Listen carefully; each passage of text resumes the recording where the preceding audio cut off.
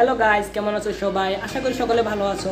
আর আজকে তোমাদের জন্য নিয়ে এসেছি নতুন একটি ভিডিও, এবং এই ভিডিওটি হতে যাচ্ছে, তোমরা অনেকে জানো যে কোপা আমেরিকা চলছে এবং কোপা আমেরিকা নিয়ে অনেক মাতামাতি চলছে। আর আজকে তোমাদেরকে দেখাবো কিভাবে তুমি তোমার প্রিয় দলকে নিয়ে ফেসবুক একটি প্রোফাইল ক্রিয়েট করতে পারো। এবং পুরো ভিডিওটি অবশ্যই দেখবে, এবং ভিডিওটি যদি ভালো লেগে থাকে লাইক করবে, কমেন্ট করবে, শেয়ার করে জানিয়ে দেবে তোমার বন্ধুদেরকে।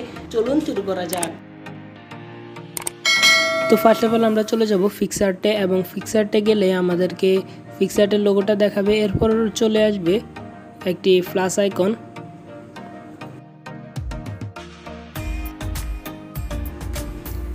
তো বন্ধুরা, প্লাস আইকনে আমরা ক্লিক করে দেব, এবং ক্লিক করলে আমাদের যে ফটোগুলো রয়েছে সেগুলো আমাদের সামনে শো করবে। এবং এখান থেকে আমরা ব্রাজিলের পতাকা এই পিকটি চুজ করে নেব, এবং এখানে অনেকগুলো অপশন দেখাচ্ছে। এখান থেকে আমরা সিম্পলভাবে অ্যাড ফটোতে ক্লিক করব। তো গাইস দেখতে পাচ্ছ অ্যাড ফটোর মধ্যে ক্লিক করলাম। অ্যাড ফটোর মধ্যে ক্লিক করলে দেখতে পাচ্ছ আমরা যে পিএনজিগুলো বা ফটোগুলো ডাউনলোড করেছি ওগুলো রয়েছে। আর এখান থেকে তুমি তোমার ফটোটা প্রথমে নিয়ে নেবে, এবং ফটোটা এভাবে সেট করে নেবে একটি নির্দিষ্ট স্থানে।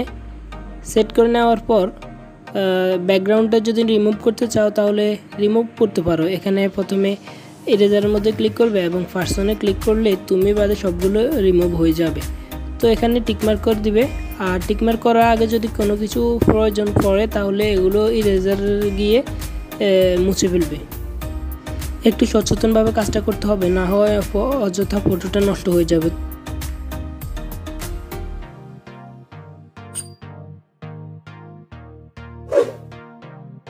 তো এখানে আমাদের ফটোটা সেট হয়ে গেছে, আমরা টিকমার্ক করে নিই। এবং এখানে আবারও আমরা অ্যাড ফটোর মধ্যে ক্লিক করলাম। অ্যাড ফটোর মধ্যে ক্লিক করার পর আমরা এখন যে মাস্কটা রয়েছে ব্রাজিলের পতাকাওয়ালা, এই মাস্কটা আমরা এখানে সুন্দরভাবে সেট করে নিই। আমাদের এখানে যেভাবে কম বেশ করে সুন্দরভাবে সেট করে নিচ্ছি, তুমি তোমার মতো সেট করে নেবে।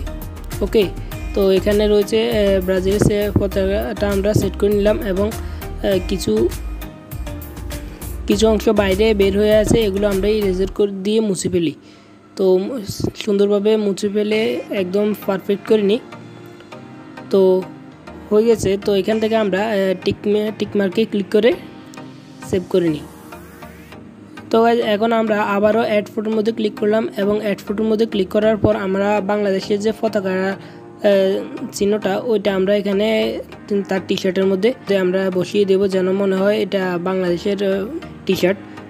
তো দেখতে পাচ্ছ আমাদের এখানে সুন্দরভাবে একদম হচ্ছে।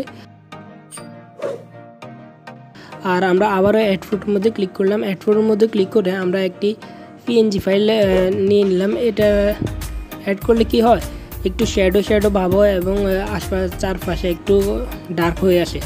তো এটা দিতে পারো, না দিলে কি সমস্যা নেই, তবে দিলে একটু সুন্দর হয়। তো আমরা টিকমার্ক করে নিই, এবং আমরা এখানে অ্যাড ফটোর মধ্যে গিয়ে একটু সুন্দর একটি ইফেক্ট ব্যবহার করি।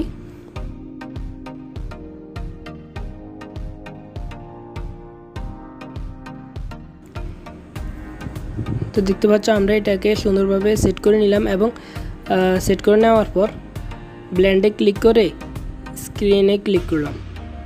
স্ক্রিনে ক্লিক করলে তো কালো যে এটা চলে যাবে, এবং আপনার ইফেক্টে সুন্দরভাবে ভেসে উঠবে। এবং এখান থেকে অপোজিটি কিছুটা ডাউন করে নিই। অপোজিটি ডাউন করার পর আমরা এখানে টিকমার্ক করে দিই।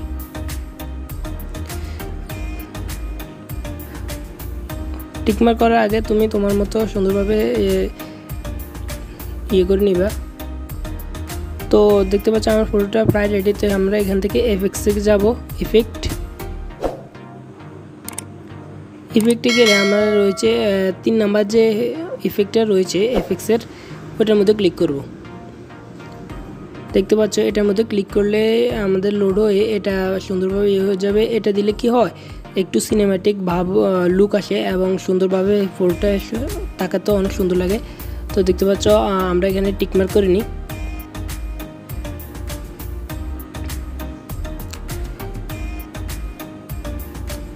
সো গাইস দেখতে পাচ্ছ আমাদের ফটোটা প্রায় কমপ্লিট হয়ে গেছে, এবং এখানে শুধু একটি জিনিস বানিয়েছে, সেটা হচ্ছে বর্ডার। তো আমরা এখান থেকে বর্ডারে ক্লিক করলাম। বর্ডারে ক্লিক করে এখানে ব্ল্যাক বর্ডার যেটা ওটা একদম 0 করে দিয়ে এবং হোয়াইট বর্ডার যেটা ওটার মধ্যে 1 দিয়ে সেট করে নিলাম। তো তোমরা তোমার মতো সেট করে নিলাম, আমরা 1 দিলাম এবং এখানে টিকমার্ক করে নিলাম। তো দেখতে পাচ্ছ আমাদের ফটোটা সম্পূর্ণ রেডি হয়ে গেল এবং এটা এখন ফেসবুক প্রোফাইল পিক বা যে কোনো পোস্টের জন্য রেডি। তো এখান থেকে আমরা সিম্পলিভাবে সেভে অপশানে ক্লিক করলাম এবং সেভ হয়ে গেল, সরাসরি গ্যালারির মধ্যে সেভ হয়ে গেল।